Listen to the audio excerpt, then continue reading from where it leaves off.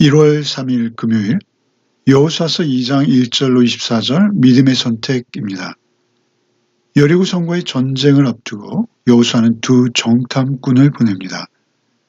그들이 성에 들어온 사실이 발각되었으나 여리고의 기생 라합을 통해서 그들은 몸을 숨길 수 있었고 무사히 정탐을 마치고 돌아오게 됩니다.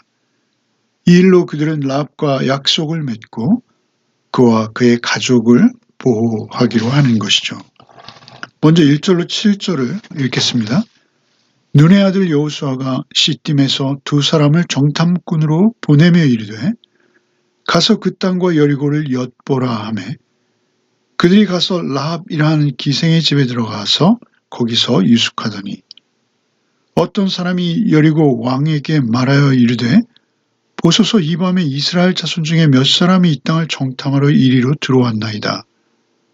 여리고 왕이 라합에게 사람을 보내어 이르되 내게로 와서 내 집에 들어간 그 사람들을 이끌어내라. 그들은 이 땅을 정탐하러 왔느니라.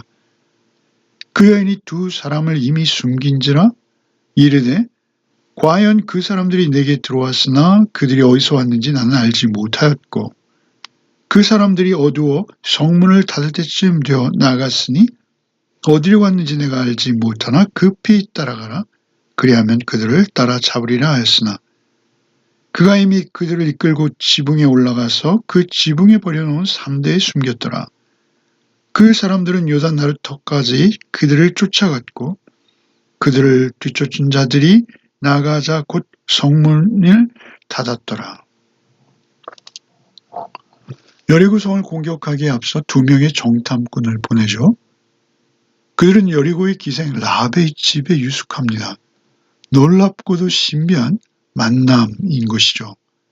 하나님의 은혜로우신 인도함이라고 해석할 수밖에는 없는 것입니다. 결국 여리고 정탐꾼들이 들어왔다는 사실이 성 안에 알려지고 왕은 사람들을 라합의 집으로 보냅니다. 꼼짝없이 포로가 될 상황에서 놀랍게도 라합의 생명을 건 거짓말로 그들의 생명을 보존하게 되는 것이죠. 여기서 그녀가 거짓말을 했다는 점을 우리는 어떻게 받아들여야 할지 여러 가지 주장들이 있습니다. 악이 없는 백색 거짓말이라고 주장하기도 합니다. 또는 신앙과 믿음에 근거한 의로운 거짓말이기에 죄로 볼 수 없다라는 견해도 있습니다. 그런가 하면 라합의 거짓말은 분명 반복사항은 죄이지만 그 동기가 신앙적이었다라는 것이죠. 하나님의 사람들을 살리는 거짓말이기에 용서될 수 있다라는 견해도 있습니다. 어떤 견해가 되었던 라합은 신약 성경에서 믿음의 사람으로 이곳저곳에 기록되어 있다라는 사실입니다.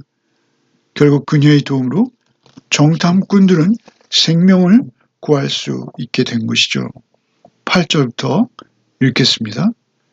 또 그들이 눕기 전에 라합이 지붕에 올라가서 그들에게 이르러 말하되 여호와께서 이 땅을 너에게 주신 줄을 내가 아노라. 우리가 너희를 심히 두려워하고 이 땅 주민들이 다 너희 앞에서 간담이 녹나니 이는 너희가 애국에서 나올 때 여호와께서 너희 앞에서 홍해물을 마르게 하신 일과 너희가 요단 저쪽에 있는 아모리 사람의 두 왕 시온과 옥에게 행한 일 곧 그들을 전멸시킨 일을 우리가 들었음이니라. 우리가 듣자 곧 마음이 녹았고 너희로 말미암아 사람이 정신을 잃었나니 너희 하나님 여호와는 위로는 하늘에서도 아래로는 땅에서도 하나님이시니라. 그러므로 이제 청하노니 내가 너희를 선대하였은즉 너희도 내 아버지의 집을 선대하도록 여호와로 내게 맹세하고 내게 증표를 내라. 그리고 나의 부모와 나의 남녀 형제와 그들에게 속한 모든 사람을 살려줘 우리 목숨을 죽음에서 건져내라. 그 사람들이 그에게 이르되 내가 우리의 이 일을 누설하지 아니하면 우리의 목숨으로 너희를 대신할 것이요 여호와께서 우리에게 이 땅을 주실 때에는 인자하고 진실하게 너를 대하리라. 라합은 그들을 숨겨주었던 지붕으로 올라옵니다. 그리고 말하죠. 먼저 그녀는 확실한 어떤 사실들을 알고 있었다라는 것이죠. 사실 그녀가 알고 있는 그 어떤 사실들, 그것으로 인해서 그녀는 생명을 걸고 정탐꾼들을 보호한 것이죠. 그녀가 알고 있었던 것, 그것은 바로 하나님이십니다. 하나님께서 특별히 행하신 일을 들어서 알고 있었던 것이죠. 중요한 것은 행하신 일입니다. 먼저는 홍해물을 마르게 하신 일이죠.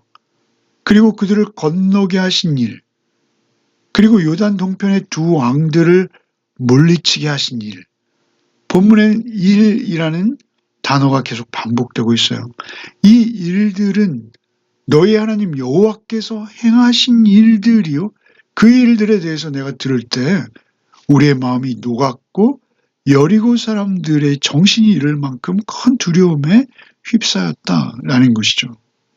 곧 그 일들을 행하신 분은 위로는 하늘, 아래로는 땅에서 하나님 한 분이시라는 고백이 되는 것입니다. 먼저 그 일들을 행하신 분이 하나님 여호와이심을 알게 너희를 선대했다는 것이죠.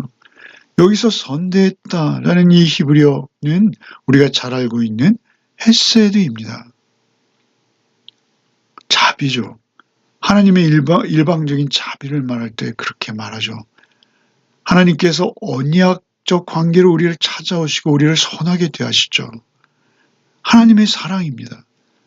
너희가 그런 자비 혹은 인애로 나를 대해달라는 것이죠. 왜 그렇습니까? 나도 너희를 그렇게 선대했기에 너희도 나를 그렇게 선대하고 그 선대할 것을 맹세하되 하나님 앞에서 하고 그 징표까지 내놓으라는 것이죠. 자신은 물론요. 자신의 남녀 형제와 자신에 속한 모든 사람들에게 동일한 선대를 베풀어 달라는 것입니다. 사실 우리는 그녀에 대해 좀 생각할 필요가 있죠. 그녀는 가장 가난한 환경에서 태어났던 것이 분명합니다. 성벽과 성벽의 틈에서 살아가고 있었던 것이죠. 그러나 그녀는 그 가족과 주변을 위해서 최선을 다하고 있었던 것입니다. 그가 선택할 수 있는 직업 여인으로서 그 당시에는 없었을 것이죠. 그녀는 그 가족들에게도 늘 선한 모습이었을 것입니다. 그 가족과 주변을 위해서 그토록 험한 직업을 그녀가 택했을 것이죠. 그녀는 여리고의 기생에 불과했지만 들려오는 소문을 통해서 하나님을 만났고 하나님께 자신의 모든 것을 걸기로 결단했던 것이죠. 그렇게 하나님을 믿기만 한 것이 아닙니다. 그녀는 또한 결정적인 기회가 오자 망설임 없이 생명을 건 모험으로 하나님의 사람들을 살려내는 것이죠. 이것이 믿음의 행위입니다. 하나님 여호와를 믿음으로 그 일을 행할 수 있었던 것이죠. 하나님의 사람을 살리는 일을 행함으로 그녀는 더욱 이제는 이스라엘 공동체의 중심으로 들어오게 된다라는 것이죠. 이제 15절로 24절을 읽겠습니다. 라합이 그들을 창문에서 줄로 달아내리니 그의 집이 성벽 위에 있으므로 그가 성벽 위에 거주하였습니다.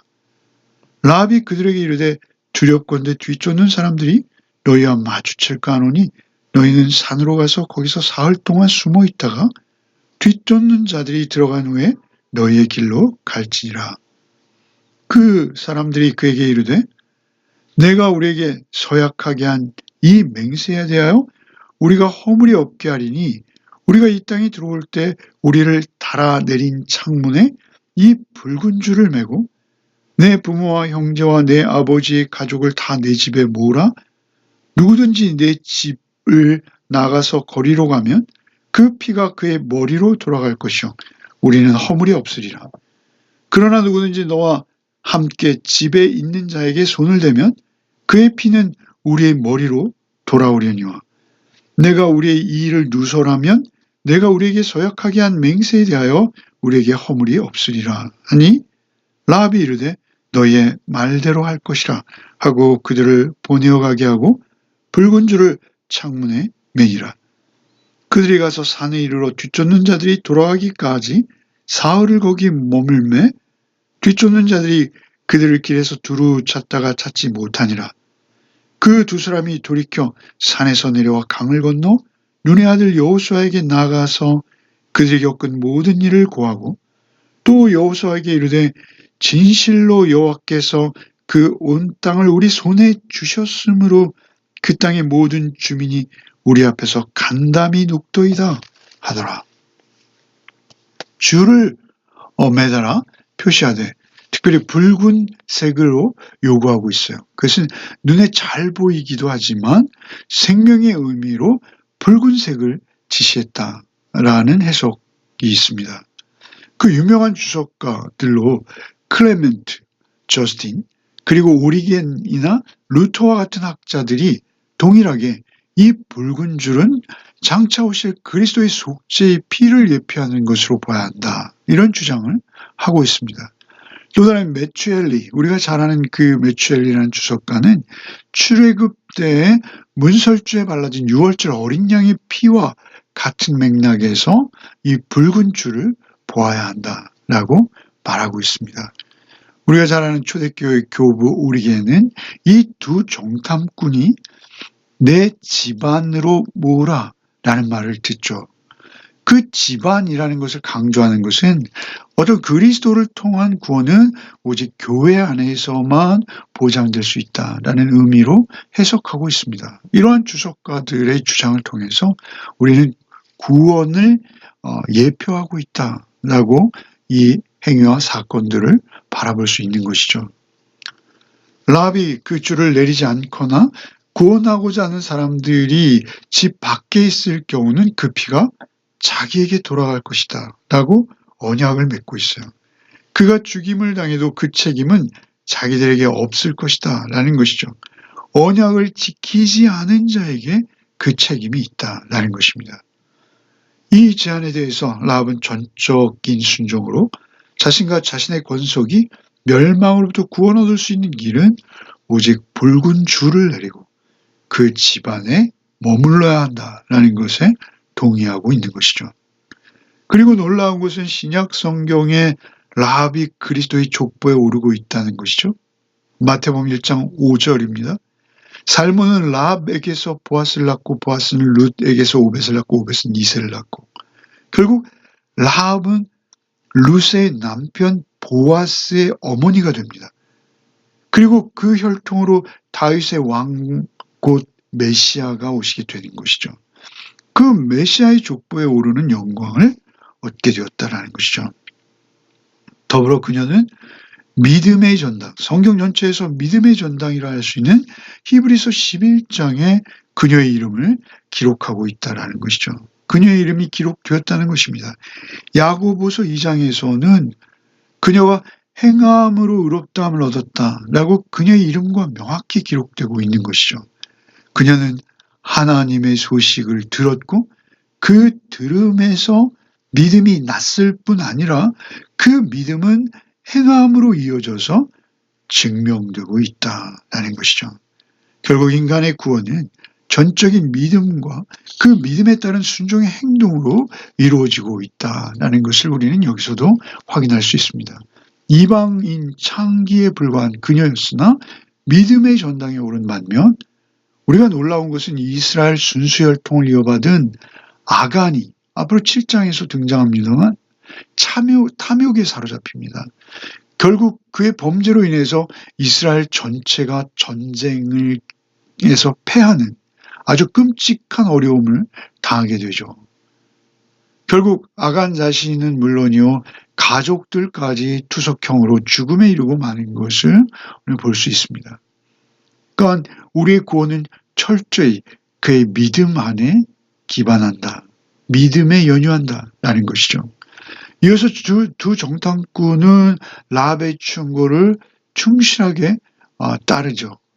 그 결과 무사히 돌아올 수 있었습니다. 그리고 그들의 보고는 그들이 40년 전에 모세에게 했던 그 모세가 보냈던 정탐꾼들과는 정확히 반대가 되는 보고를 하고 있는 것이죠. 라합에게서 들은 바대로 여리고 주민들의 마음 그들의 간담이 녹아내리는 상태다라고 정확히 보고하는 것이죠. 여호와께서 온 땅을 우리에게 주셨다라고 자신 있게 확신에 찬 보고를 할 수 있게 된 것입니다. 이들이 그토록 확신에 찬 보고를 할 수 있었던 것, 그것은 라합의 고백을 통해서 그 소식을 들었기 때문에 그렇습니다.